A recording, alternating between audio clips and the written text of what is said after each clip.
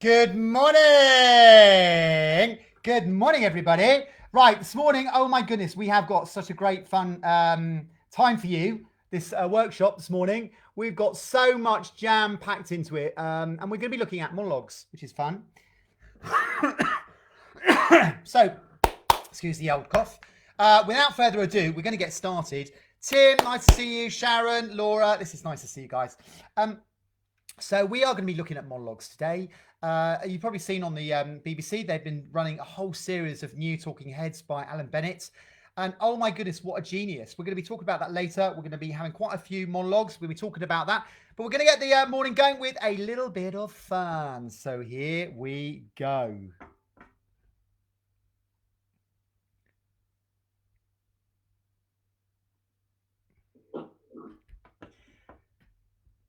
Okay, guys, well, here we are at Club again, and it's really good to have a whole load of people here today. It's lovely to see you all this bright, sunny Thursday morning. And guys, we've got quite a bit of fun today. We've got a whole sort of, we're focusing on monologues. But what we'll do, first of all, is we're going to go around like we normally do. Are you all right there, Nick? You getting yourself comfortable, mate? Good man. We're going to go round, and one by one, we're just going to say our name and one word that perhaps describes our mood or where we're at. So let's go around from the beginning. Ros. My name's Ros. Hi, everyone. And today I'm feeling perplexed. Oh, gosh. Sharon. I'm Sharon. I'm feeling jovial. John. Hello, I'm John. I'm feeling tired today. Okay. I'm Martin. I'm feeling productive. Mark Tootle. I'm Mark. I'm feeling contented. Neil. My name's Neil and I'm feeling delirious. Delirious. Yes. Serious. Serious. Serious. Okay. I sound like you, matey. You're always a bit, this is good. Okay, Danny, I'm loving the shades. Well, I'm too small. I'm moribund. Moribund. Okay. Moribund. Oh, you moved, Lottie. Laura. Hi, I'm Laura, and I'm feeling bouffon. Oh, loving the bouffon. That was thrown in the sea, so. Josie. Hi, I'm Josie, and I'm feeling extremely busy. Good. Emma. Hi, I'm Emma, and I'm feeling good. Calvin. Calvin, I'm feeling rested. Good. Nick. I'm Nick, and I'm feeling peed off. I know, mate. Oh, bless you. Do you want to say a little bit why? Because I've been waiting since March the 6th to get my driving licence back, and I've got to have a medical, and I found out today they're not even thinking about doing them until September. Oh, mate. So everything's on hold. Bless you. Wayne. I'm Wayne and I'm feeling calm. Good man, good man. Well, this is good. So, guys, it's lovely to see you all. I know there's lots of other people joining us, but it's lovely to see you face to face.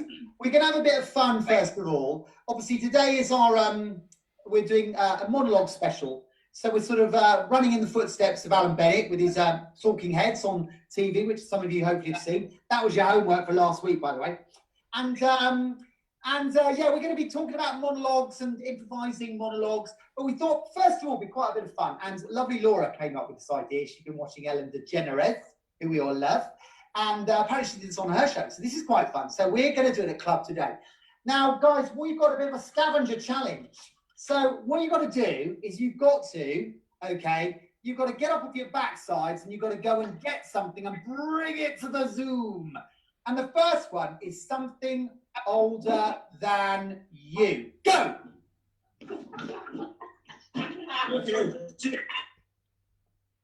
What? Come here. What? Stop! Look at this. Look at this. Right. Stop calling me! Oh, Well done, Bill. oh my gosh! Older than me. This is your mate! Hello, mate. How are you? My friend's granddad's driving licence. Okay. Right, just waiting for Danny. Where's Danny gone? Right, guys. Danny, well done. Right, let's go around very quickly. Ross, just in a simple sentence, what have you got that's older than you? This is a piece of curry wood from Hey, England. Neil, don't talk, please, mate. All right. This is a piece of curry wood, New Zealand, swamp curry, so it's about 1,500 years old. Oh my gosh. Okay, Sharon. This was my mother's candle holder. It's a set of hair and it's older than me, and I'm 68. Oh my gosh. John. Well, I've got a Wacky Races annual from like 1973, which I bought at the Village Fete. I think it was probably in the 90s at some point. So yeah. You. Good man. Okay, Mark Tootle. My mobile phone. That's not older than you, mate. Look at state of it. What do you think? No. How old are you? You're in your 60s, mate. They weren't invented 60 years ago. So sorry. It looks older than me. Let's put it that way. Neil Pratt for you. Never mind. Neil. That was my friend Richard. He's older than me. A live object. Calvin. Yes. I've got behind me the table and chairs that was made by for my wife's grandfather on his retirement as head teacher from a school for excluded young people. They felt so strongly about him that they made this wonderful table and chairs which opens out. Wow. Around it. It's absolutely wonderful. Looks great. So I couldn't bring it to the club. I brought the club to it. This is good. Laura. An amethyst rock, and I'm pretty sure these are a few thousand years old, so I'm pretty sure I'm younger than that. I know I'm getting on, but That's a good one. Josie. Like that. My mum and dad's fruit bowl. Okay, A lovely. glass. This is good. How old is that, Jose? Whoa, probably 80 years old. Oh my goodness. Well done. Emma. I panicked, and so my friend gave me her granddad's driving licence, and it's from 1969. What year were you born, lovely? 77. Well done. Nick. I've got a sock. It's been in the back of the drawer. So it's probably older than me. Well done. Well, that's where that went. Ronnie.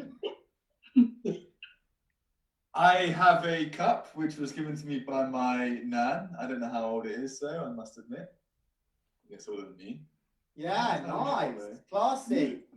Well done. Danny. I can't think of anything, I'm afraid. Sorry. Don't worry, mate. Don't worry. It's all good. Well, I'm sorry. I'm gonna give that, I think, to Roz and Laura, because I think they're natural older things. I think Bit like us. they've won that round. Right. Yeah. Round two. Something green. Something green. Something green. Danny, you've got something green, mate. I was first. Already got one. I didn't move, and I've got green eyes, and I'm using my eyes. Really? Okay. Yeah. Really? Well done, Danny. Is that your lighter? Stuff. And what is that you got there, Mo? It's a piece of raw emerald. Raw emerald. Blimey. Wow. Okay, well, let's get around the other way. Danny, first of all, you, mate, what have you got? You've got your lighter. Well done. Wayne. I've got a book, Charles Dickens, Oliver Twist. Oliver Twist, Green Book. Well done. Nick. Hopefully it hasn't. I have got a book. It's a step working guide, how it works and why, for Good man. from doing my step work and recovery. Okay, Laura. Cool. Right, I've got three. I've got piercing, trousers, eyes. Well done. 3 for 1. Okay, well done. Jose. Cyclamen leaves. Cyclamen leaves. Well done. Emma, raw emerald. Is that a real emerald? It is. I picked up this piece from a crystal shop in Bristol, I believe. Wow, well done. Raw piece of Well emerald. done. Calvin. Being a hygienic kind of fellow, I have found some toilet gel. Lovely. Right, have you got any, Neil, have you got any little green men as well as your flatmate there? Oh, yes. Well, that's the Tigers' year, but they've done fine. Okay. Mark. It's green. Well done. Mark. Picture frame. Nice. Okay. John. Hey, green parrot. That's good. Sharon. This is a collage I'm sewing that's done on the back of a deck chair covering Nice. Okay. of the sea. This is good. Okay, and then Roz.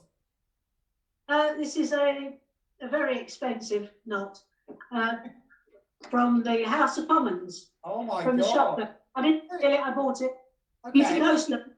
This is very good. Well, again, I think the greenest of the green things there. I think Sharon, the back of Sharon's thingy, that's good. And I think so. Sharon, I'm going to give a point to you, and I'm going to give also for the raw emerald, Emma. Yeah. I think you guys, well done, well done. Right, the next one, round 2, very free even, very very quickly. Something precious, my precious. Precious. Yeah, something precious to you, you know, sentimental or something precious. Okay.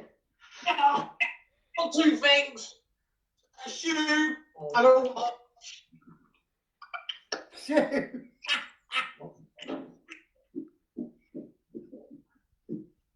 In Nick's case, it'll be the other sock.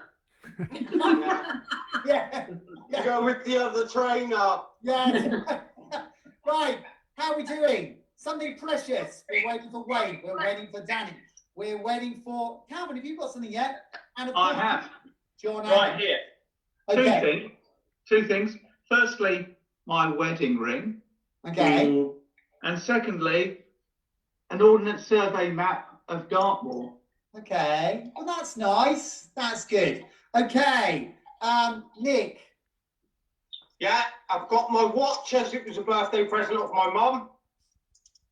And trainer, because I love buying trainers. Good.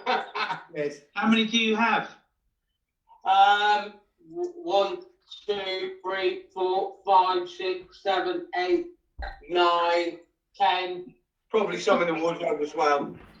Oh my gosh. Well done. Wayne. Got a pretty smartphone. I actually didn't know what to choose, so I chose this beloved book, which you guys gave me. I don't know if you see it. I've been writing in it quite a lot, so yeah. Close to something precious. That's good. Oh, Wayne, that's really hard on me. Bless you. Danny, what about you, matey? Well, I was to show I can't, it's gone out. Pardon? So I was to put my cat on the picture, but it's gone out, so I can't see my Oh, cat. your cat, yeah. Yeah, my wallet, so I've got. Okay, your wallet and your cat. Okay, Emma, your lovely little boy. Is that right? I've got this picture of my little boy, and this picture went with me all the way to Tenerife and made it back in one piece. So it's quite a special little picture. It's one of the things that kept me going whilst I was away. And also, of course, my dog. Yeah, there he is.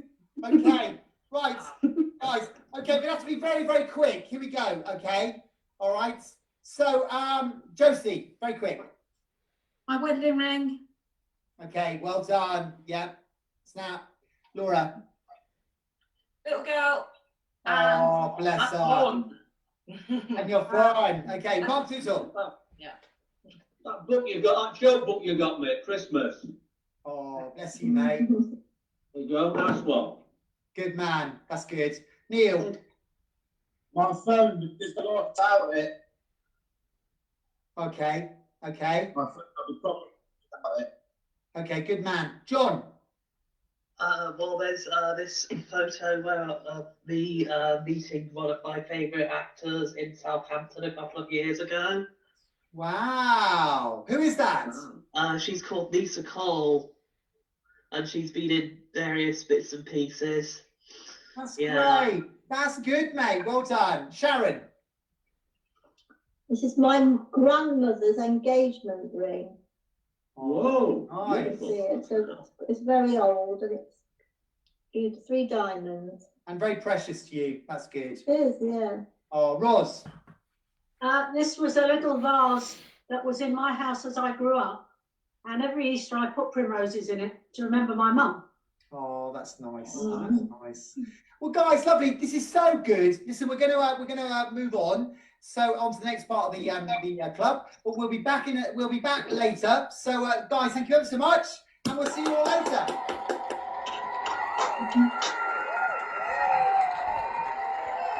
Okay, wasn't that fun? Wasn't that fun? Really good fun. So guys, what we're going to do now is we are going to look at some monologues. Thank you guys, thank you. Oh, that applause. Thank you. I'll tell you, it's really, really good fun. It's really, really good fun doing those Zooms. And we really want as many people to get involved as possible. We had quite a few the other week. And basically, we do pre-record them. It's a bit of fun. Just helps everyone feel engaged. And we have got some really fun activities coming up. We actually did 2 yesterday, so you're going to see those guys later on as well.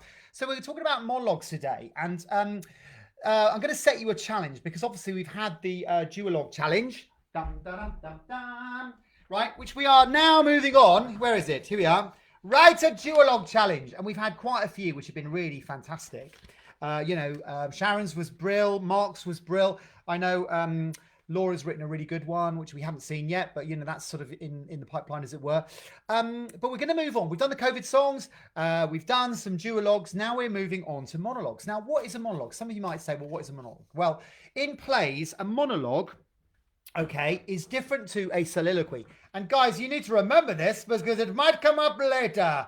Okay, in a play, a monologue is where the protagonist, the main actor or the character, they speak to the audience. So they break what's called the fourth wall and they actually engage and talk to the audience. Now, monologues can take the shape of any sort of thing, really. If you look at the Talking Heads, which I don't know whether you've seen, the Alan Bennett Talking Heads have been really fantastic. And what's really clever about them is that they have a really strong storyline, a really, really strong storyline. So he writes them in, they're about half an hour long, and he writes them in 3 scenes. So you get to meet the character. And I loved the one the other night about the vicar's wife, only because my mum was a vicar's wife.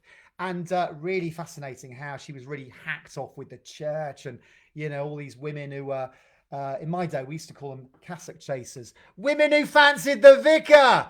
And she ends up having this relationship with, I think it's a Sikh or something, in the back of a, Indian shop. You know, I mean, really interesting storyline, really interesting story. And, you know, you could see the heartache and the fact that, you know, a marriage had broken down, a relationship with a husband, and, you know, all the expectation that was put on her. But, you know, it was just done in you hearing her thoughts and her almost talking.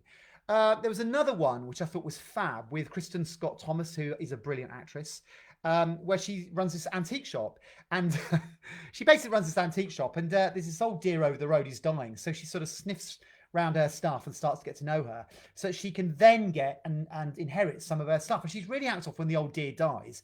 She's just given this box of rubbish, basically. Anyway, in this box of rubbish, I'm a real sort of spoiling the plot here.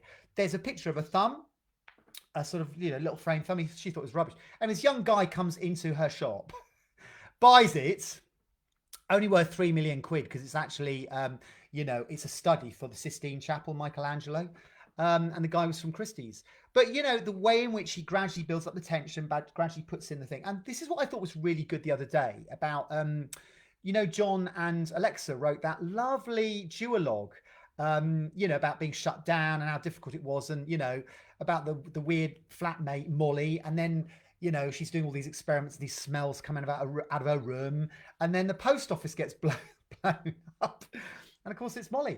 You know, in a really short period of time, you can write something that's really clever, where you're not being really obvious, where you're not actually sort of spoon feeding the audience. They've got to put it together. Now, I've got a fantastic monologue here, which, oh my gosh. Nick, I think this has got your name written all over it, mate. Seriously, I said this the other day. This has got your name written all over it. My son sent me this as a bit of a laugh. And it's actually, it is a monologue. But if you look at it, it's so simple. And if you were just to hear it, you'd think, oh, it's a nice conversation. It's just a bloke on a Zoom conversation. But when you look at what he's holding up, it's absolutely hysterical. So have a look at this. This is the first one. Hello, mate. Just a short message just to let you know that everything here is going really well. And we're having a great time. We're really enjoying this time in the house together 24/7, and doing some really good things and making some positive changes and trying to be healthy. We've been on a vegetarian diet, and the best thing apparently is that I've stopped drinking beer, which is great. In the mornings, we've been doing a yoga video on YouTube, which is as you can imagine, great, because you know how much I enjoy exercising. The good thing I have to say though is that she's keeping the house very clean. You know, with the virus and everything, hygiene is very important, and so that's another good plus. Anyway, I just wanted to let you know that I'm okay, and I hope everything's going well for you, and I really look forward to speaking to you next time. Cheers, mate. Isn't that hilarious? Oh my gosh, it's so hilarious. You know, if you were to just to listen to it, you'd think, what is going on here? But you know, the subtext is actually, you know, he's talking to his mate and he's thinking, this is just awful. You know, and it really sort of shows the tension in some relationships. Now, I want to show this one as well, because this is a really fab monologue. This is a series of monologues, actually. It's the whole sketch is just a series of monologues that I wrote for the first Under One Roof, and we're going to focus on just one, but we're going to watch the whole sketch. I know we've watched it before, but this sketch I wrote about homelessness, and it was about specifically people I'd met. So all the storylines are absolutely true. They're all absolutely true. They're based on people. And I want you to look specifically at the character that Alexa plays, because that's the one we're going to look at in a second, and we're going to discuss it because, you know, this is based on real people's real scenarios. So let's just have a little look at this.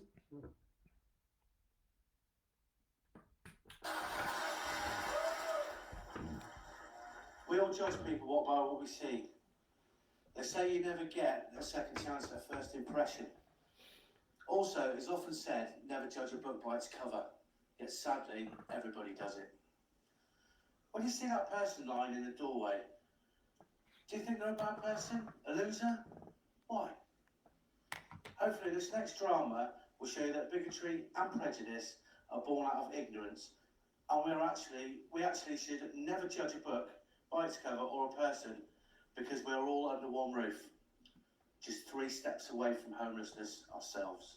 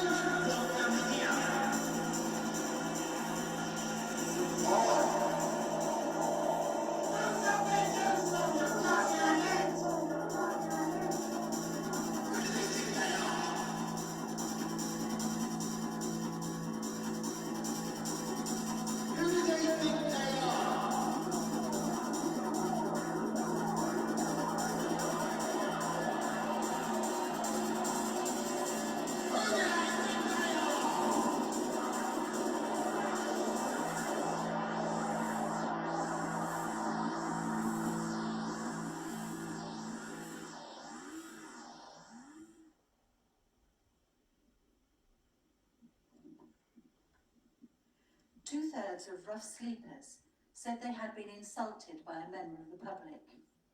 1 in 10 said they'd been urinated on.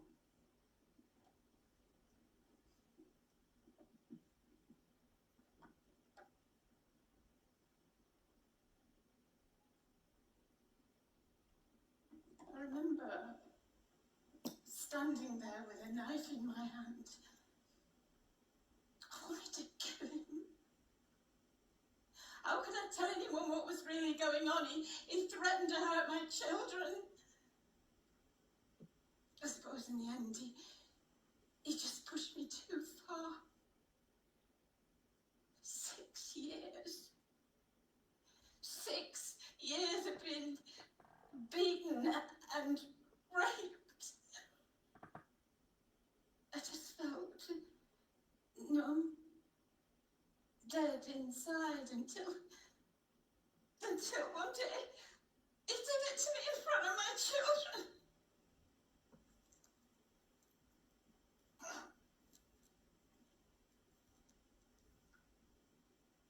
I didn't kill him, although I could have.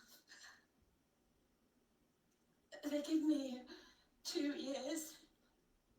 And my 2 girls were taken away from me and put into care. And when I come out, he threatened to hunt me down and kill me.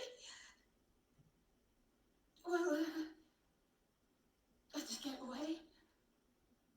I'd lost everything that mattered to me anyway. I turned to the drink because it helped numb the pain. It still does numb the pain. It helps me escape. I need to escape every day. 46% of homeless women have experienced domestic abuse.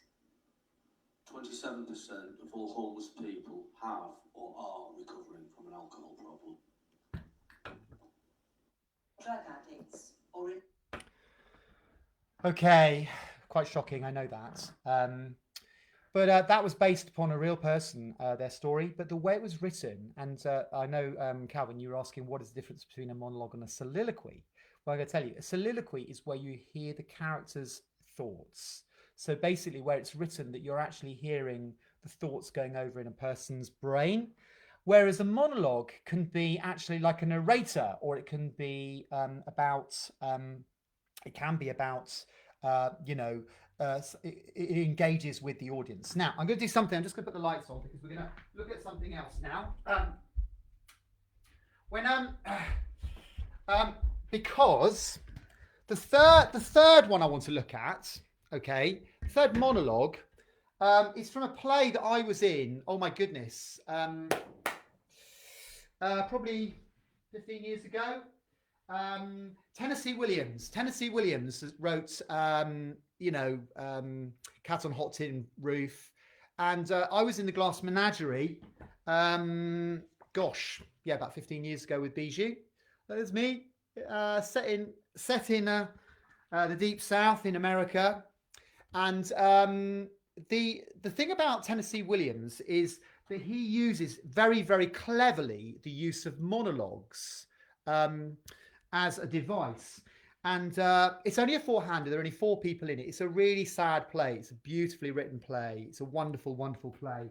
It's about betrayal. It's about, feeling trapped. It's about disability.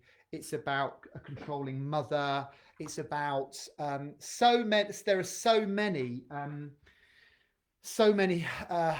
themes in it that are really sad and touching.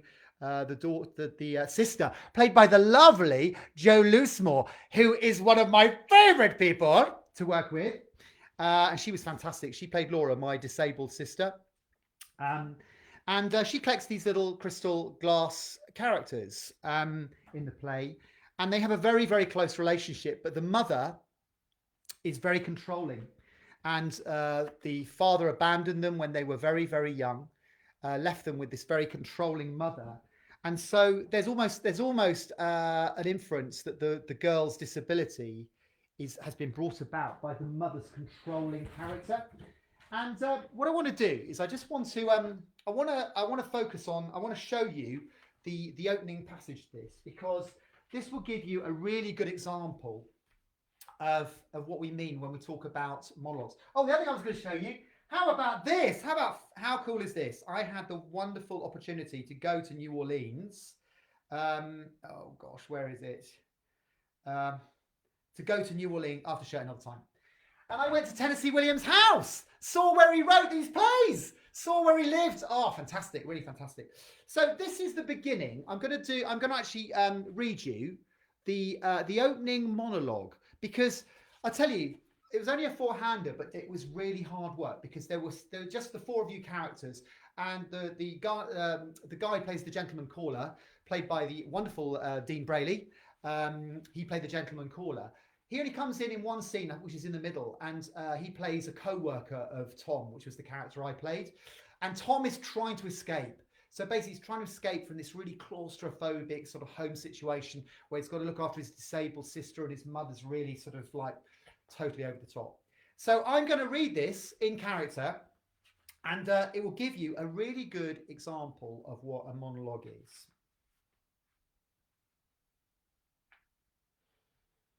Yes, I have tricks in my pocket. I have things up my sleeve. But I am the opposite of a stage magician. He gives you illusion that has the appearance of truth. I give you truth in the pleasant disguise of illusion. To begin with, I turn back time. I reverse it to that quaint period, the 30s, when the huge middle class of America was matriculating in a school for the blind.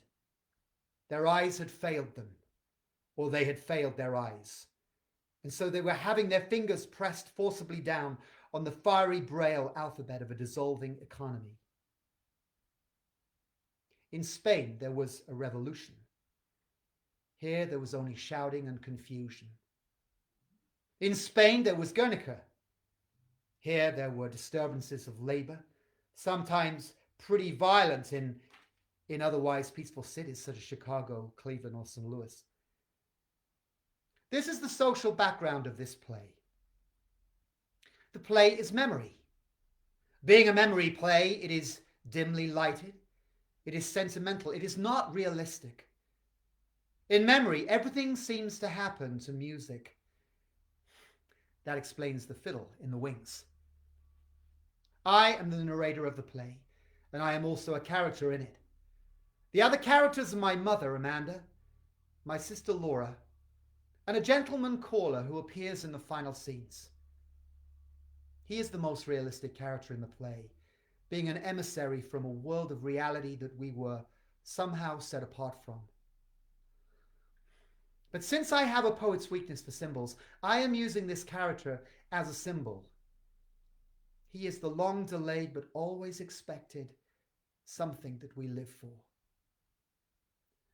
There is a fifth character in this play who doesn't appear except in this larger than life-size photograph over the mantel. This is our father, who left us a long time ago.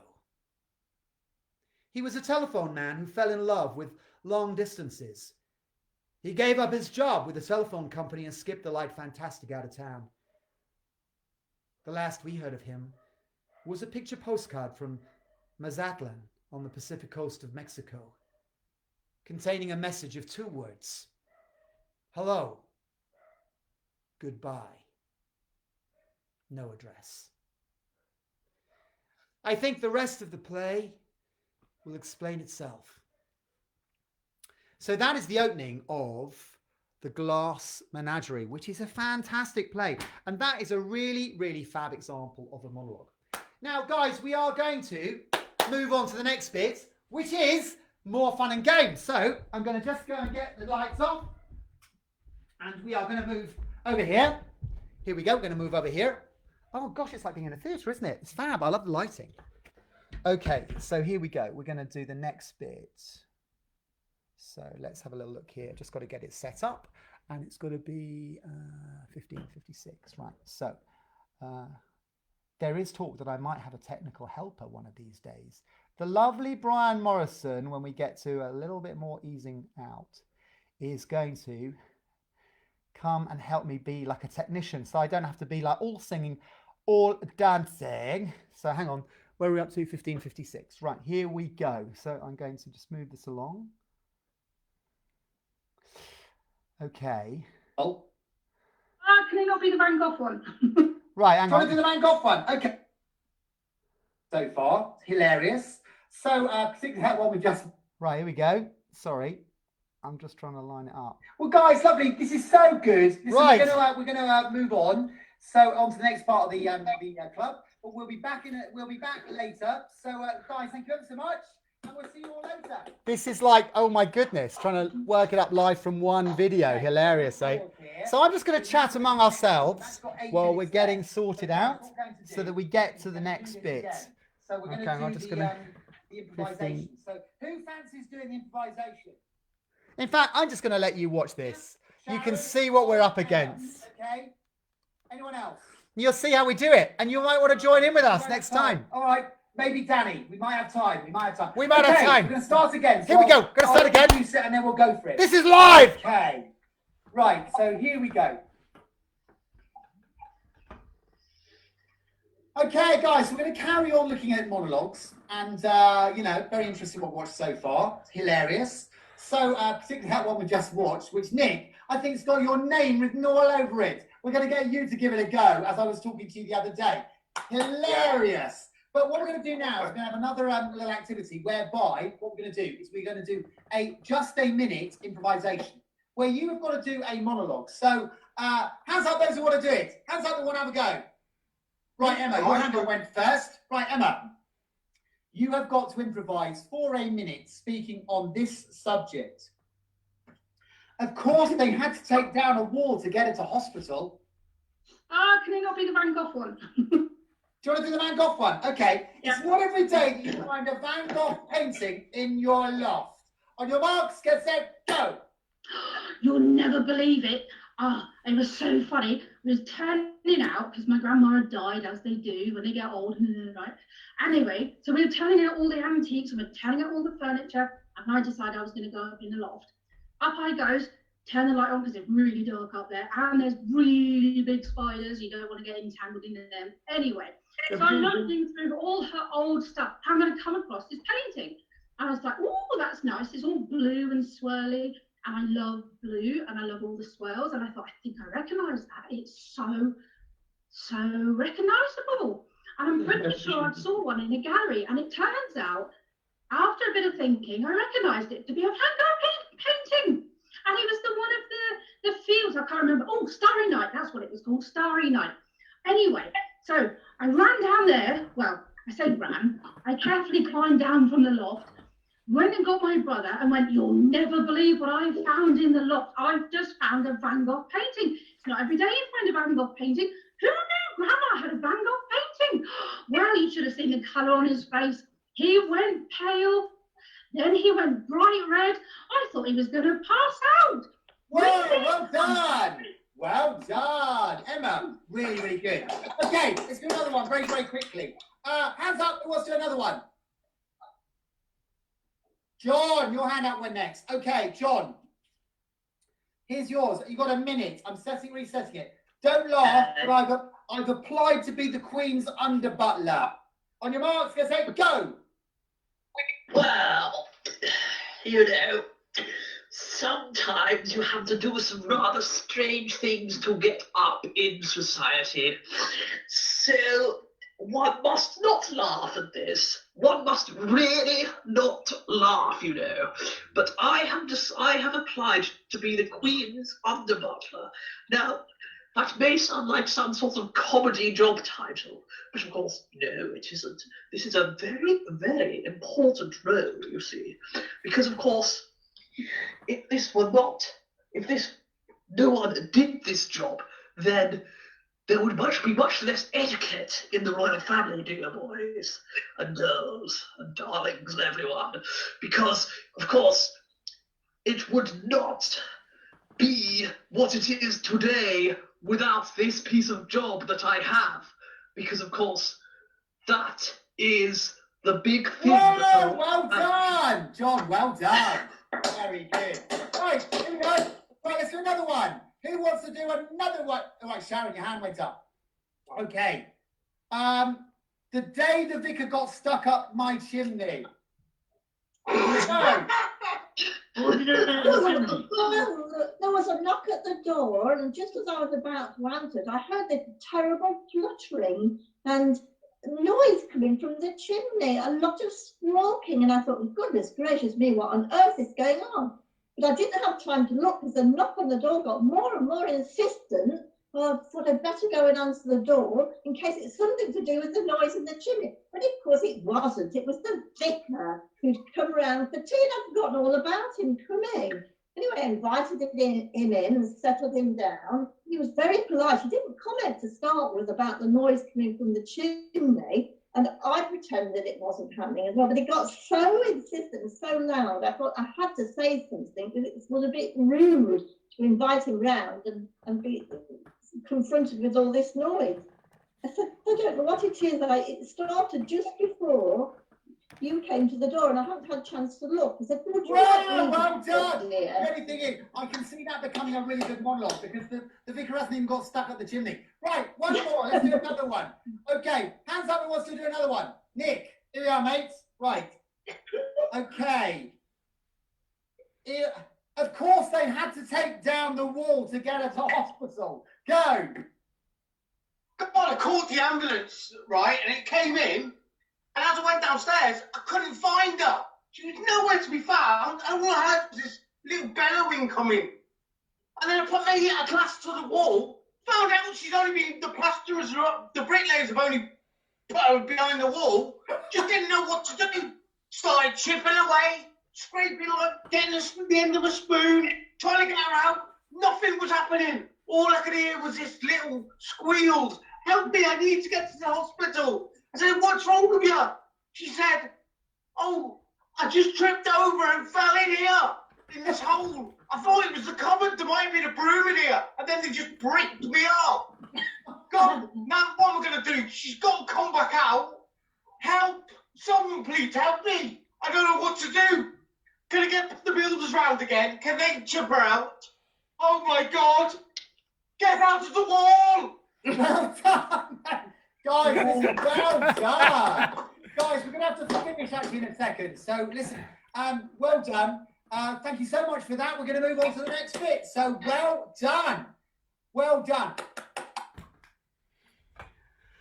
Oh my goodness. I'll tell you, Nick, you make me laugh. Hilarious. You are so funny. I'll tell you, you've got to do that sketch when we come to do our sort of COVID night of fun. COVID night of fun. That'll be hilarious. really good. And John, your under butler, hilarious. Really funny. Very, very good. Right, so guys, now next bit we've got a lovely quiz for you. We're gonna have a quiz every week, which we've been doing for quite a while, which was the specialist subject quiz. Do you remember this? And last week, if you remember, we had here we are, where are we? Specialist subject quiz. I'm not gonna do the graphics and then not use them. Specialist subject quiz. So today it's all about monologues, believe it or not. And last week we had the lovely Calvin doing the quiz. So the idea is that every week we're going to get someone different to do the quiz. And look who's only doing it today! The lovely Laura. The lovely Laura is doing the quiz for us. So let me get this lined up. This is hilarious. And my goodness, has she gone the extra mile? Talk about effort. This is fab. This is so fab. You're going to love this, guys. So get your pens and paper. Always a bit of fun. So obviously the subject is monologues. So here we go.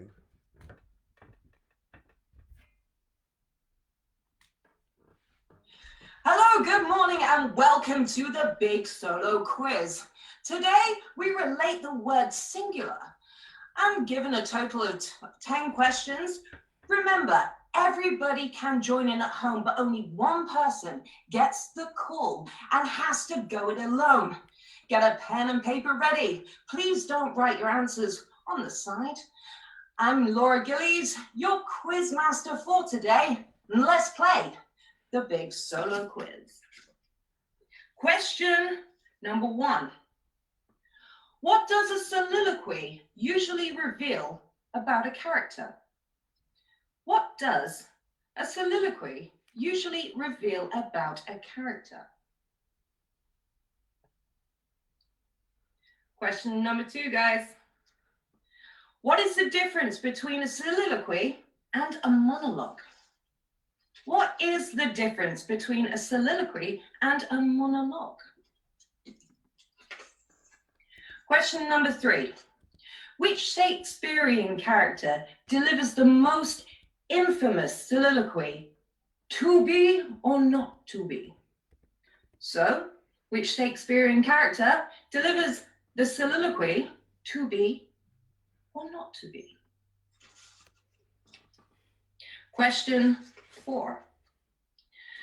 Who was the first person to fly across the Atlantic solo? So who was the first crazy person to do it all by himself?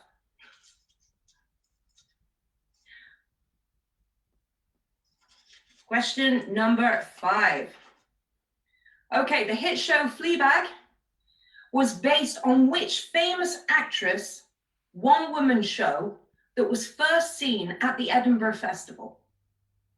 So the hit show Fleabag was based on which famous actress one-woman show that was first seen at the Edinburgh Festival?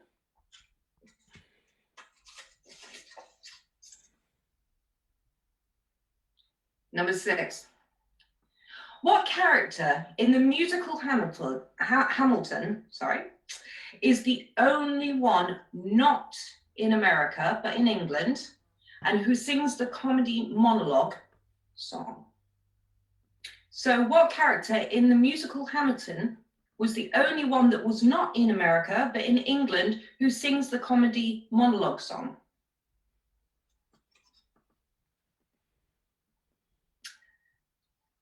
Number 7. Which famous actor devised performed in several very successful one-man shows about Oscar Wilde and Charles Dickens, and is about to embark in a new one-man show as the composer Richard Wagner? So, which famous actor has devised and performed in several very successful one-man shows about Oscar Wilde and Charles Dickens, and is about to embark in a new one-man show about the composer Richard Wagner? Okay, guys, we are on question number 8. Question 8. Which famous American playwright in the 40s and the 50s, who lived for many, many years in New Orleans, used the device of the monologue in many of his famous plays? So this is an actor and playwright from the 40s and 50s who lived for many years in New Orleans, used the device of the monologue, so basically used monologues quite a lot, in many of his famous plays. On to question number 9, guys. Which famous comedian had the longest running solo comedy show for 12 years and over 2,000 shows that ran in the history of Las Vegas? Which famous American comedian had the longest running solo comedy show for 12 years and over 2,000 shows to run in the history of Las Vegas?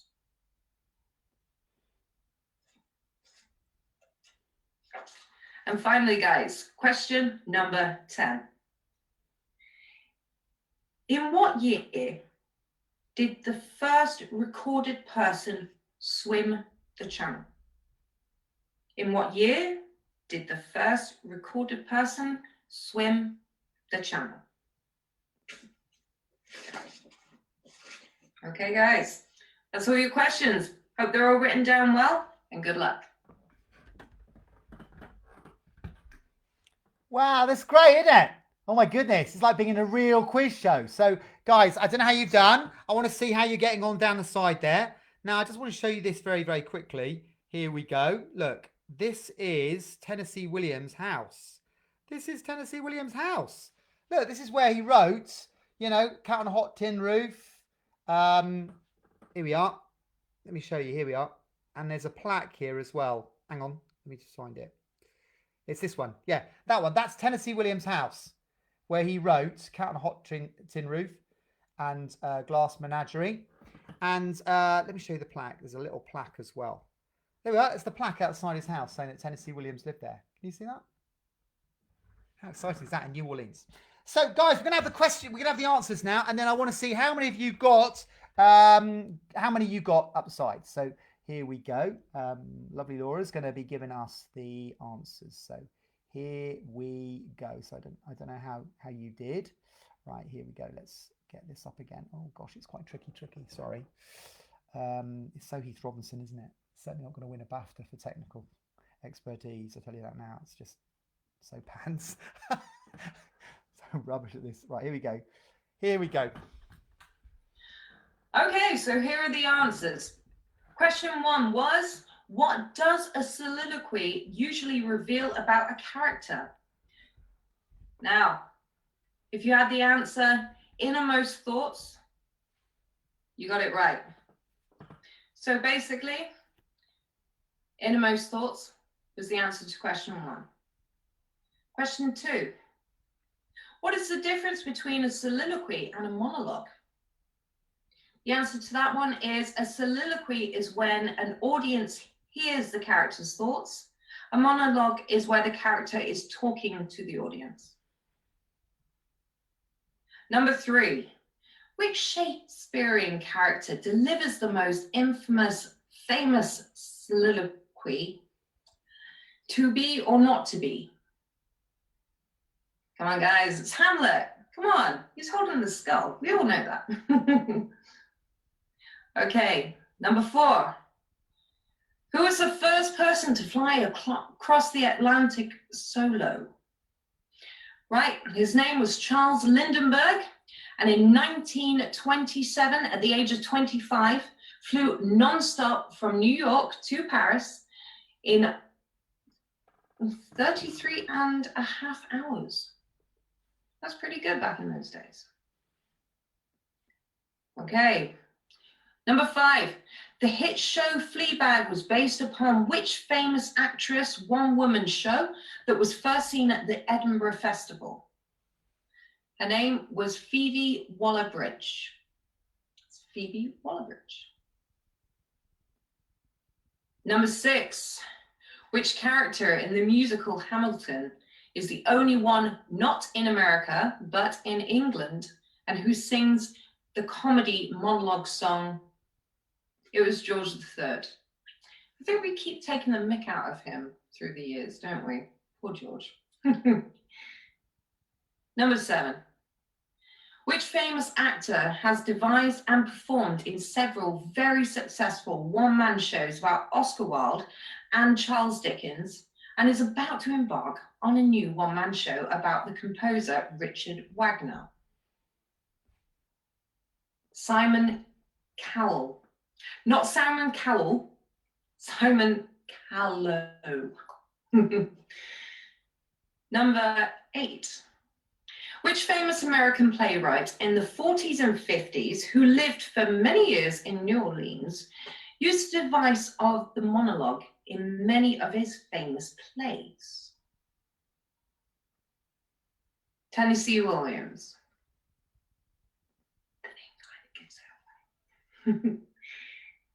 Number 9. Which famous American comedian had the longest running solo comedy show for 12 years and over 2,000 shows to run in the history of Las Vegas? Rita Rudner. Well done, anybody who heard that. And number 10. Oh, we've got a little bit of extra information here for you guys after this one. In what year did the first recorded person swim the channel? Answer is August 25, 1875. 27-year-old Captain Matthew Webb, 21 miles, but because of the tides, and it was the equivalent of 39 miles in 21 hours and 45 minutes. That's pretty impressive. So there are your answers, guys. I hope you did well. Thank you, Laura. That's great. Oh my goodness, it's so good. Isn't that fun? So I want to see. Now, it was very tricky today. I have to say, it's a really tricky quiz. Really, really tricky quiz. So I don't expect you to get 10 out of 10. In fact, I doubt if any of you got 10 out of 10. Right, here we go. Now I'm lining up the next thing. So guys, yeah, let me know how many you got. That was quite a tricky one. So what we're going to do next is we are going to have Poetry Corner. Here we go. Ta-da! Here's Mark. This has been really, really popular. Mark's written some great poems. Now, if you want to write a poem, you can still write a poem. You know, we want to. Only 1 out of 10. Claudia! Oh, lovely. It's nice to hear you. Bless you. They were really hard questions, to be fair. It was almost like an educational exam, wasn't it? Whoever put that together? Martin Harris. Well, make it easier next time. But 4, Sharon, well done. That's not bad. It's not bad. I did try and give you some of the answers along the way. But well done. This is good. Claudia, I'm so glad you're here. This is so lovely to see you. So anyway, Claudia has written some great poems. And Mark has written some great poems. And he's got one for us today. And the lovely thing is that now that we're sort of coming out of lockdown, we can actually see his lovely face. So here we go. Here's Mark's contribution for this week. Well, good afternoon, boys and girls. Lovely to see you. This is my latest poem for everybody. Now, because we're in unlocked, I've called this poem Downtown because we can go there. And I've subtitled it because we're going to go there double quick. Put your foot in it. Get down there. So this is the poem. This is what it's going to be about. We're coming out of lockdown. The risk level is now 3. I'll soon be able to give you a hug, then you can give one to me. No more 2-metre distancing. Now we can interact. Full-on snogs are not far away. That has to be a fact. Wearing masks could cause a problem for everyone, including me. I can see this causing mayhem in establishments with CCTV. Non-essential services are open. It's not my imagination. I feel such a sense of pure relief. Now I can go for my colonic irrigation. Will dogs have to start wearing masks? That could prove to be fun. They'd have trouble sniffing the lampposts, let alone each other's bum. We're moving back to normality. I'm going for a ride on my bike. Long may this continue, without a second spike. Thank you.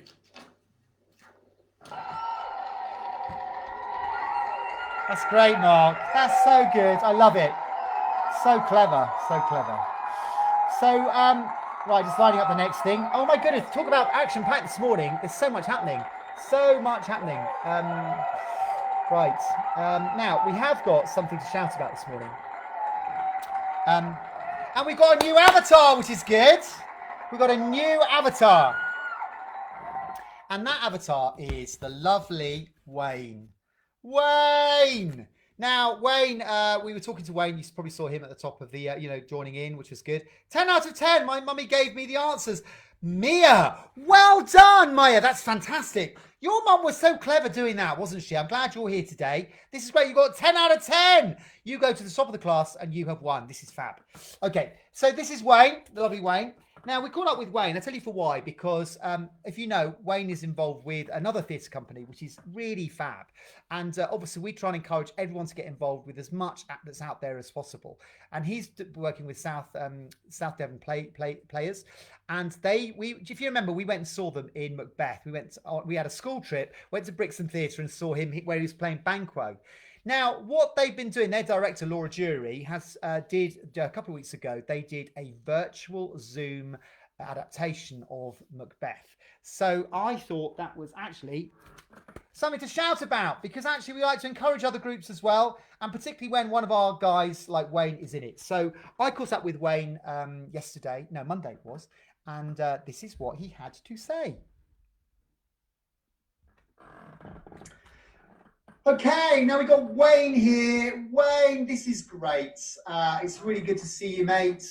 Wayne is a very familiar face in the club. He's been in loads of stuff. Really great actor. Played a great part in the last play we did, Cross and Switchblade, Blood Brothers Tribute last year. You've done loads of stuff with us, and really talented guy. So, Wayne, listen, mate, how has lockdown been for you? I don't want to say this and get a bit of backlash, but I feel like it's been a slight bit of a blessing, only because it's like priorities have shifted. Yeah. What I noticed initially with the lockdown is that within a couple of weeks, like even my sisters, they stopped wearing makeup, this, that, and the other, and then they start to see things differently. So it didn't really matter how they looked. Sorry to say, more came towards survival, but when that little phase passed, people went into a bit of a creative manner. Yeah. And I really liked that. So, yeah. And I mean, what's really great about you, Wayne, is obviously you've been with the group for quite a number of years, and we've loved having you. But you are also part of South Devon Players, which is really great, based in Brixton. Laura Jury's lot, and they do a great job. I mean, we came and saw you in Macbeth, and my goodness, you were fab in that. We had a little school trip to come and see you at the theatre in Brixton. Do you want to just tell us a little bit about that? Because it's had quite a long life, Macbeth, hasn't it? And there's stuff which is the big shout out, which is why you're on something to shout about. You're going to tell us. So tell us about the Macbeth production you've been in. Okay, the one that you came to. Yeah, the one that we all came to. Our school trip. It was amazing. It made me so happy, honestly. Thank you so much for that. Really appreciate it. But that in general, yeah, I think I'd done one production with them before, in theatre anyway. And Laura was saying, what type of part roughly would you go for if you had the opportunity? I was like, not really sure, because I've only just started out. But she gave me the opportunity to audition for some places and then, see what she thought I would be okay with. So I would like to clarify, she was great in the sense that when I first met her, I told her that I was anxious. I knew I was anxious in terms of acting or any sort of role play, this, that, and the other. So she took me in with open arms, and that was not long after I met you, which was great. And we went to that first show, which for me was Under One Roof 2. Sorry, I loved it. Anyway, so basically, the production itself was phenomenal. We had a great team, people that could fight, this, that, and the other. I got the luxury of fighting as well, thankfully. And the part of Banquo, I feel like I've grown a lot from learning that part, because he seemed like such an individual character to me. He seemed like his loyalties were, I don't want to say just to Macbeth, but also just to doing the right thing, let's say, as much as it is. Like, he didn't really have an allegiance. It was more doing the right thing. Unfortunately, they murdered me, but nevertheless. So, long story short, I I never really knew a lot about Macbeth or Shakespeare in general, and I'm still a bit like this with it. But reading the text made me feel a part of something much, much bigger, especially when we were on stage. It was like, wow, like I never felt this feeling before. It was incredible, like delivering these lines that were written so long ago, and yet we're here in Brixham on a stage performing. It was just bizarre. It was really fab. I mean, and I loved the setting. It was sort of like a sort of dystopian future where everything was like sort of mad, you know, almost like Mad Max, very modern setting. I loved it. I thought it was really imaginative and it was really well done. I mean, you guys did a great job, but it's had another life, hasn't it? Because you've taken it elsewhere. But since lockdown, a couple of Saturdays ago, Sundays or whenever it was, you actually did it as a sort of Zoom performance, didn't you? Do you want to tell us a little bit about that?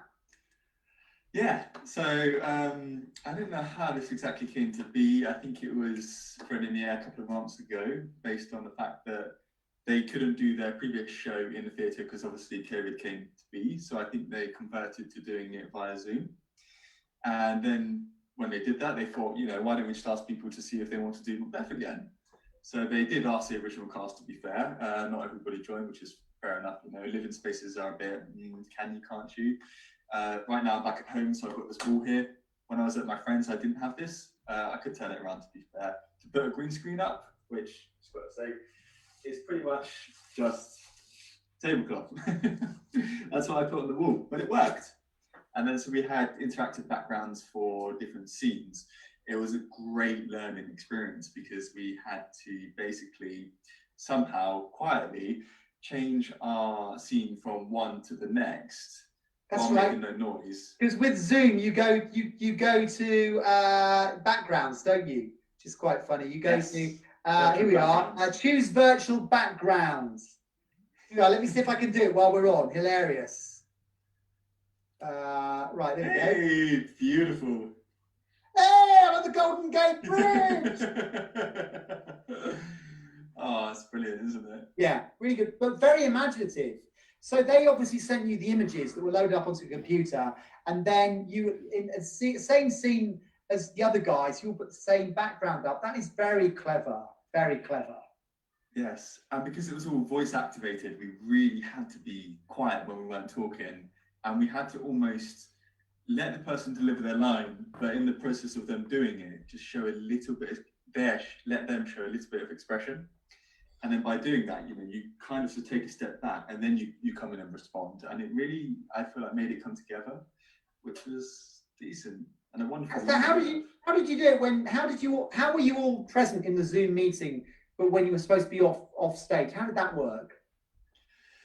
So I don't know if I'm allowed to say this, but I'd say it anyway. As far as I'm aware, how we did it was one person was using OBS to basically record our live show.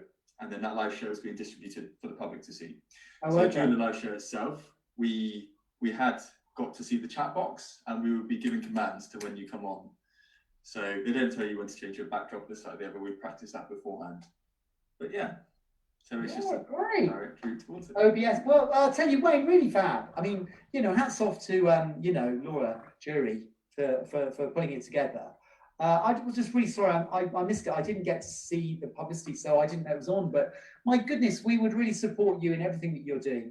So Wayne, really fab, and it's so good to have you here at the club on a Thursday morning. And hopefully it won't be all too long, so we're all back together rehearsing in real time. But listen, mate, you take care, and really good to see you. And thanks for coming on this morning. My pleasure. Thank you. It's been great. Bless you, mate. Take care. That's great, dear old Wayne. This is great. Wayne, I hope you like your avatar. Hey, look at your avatar.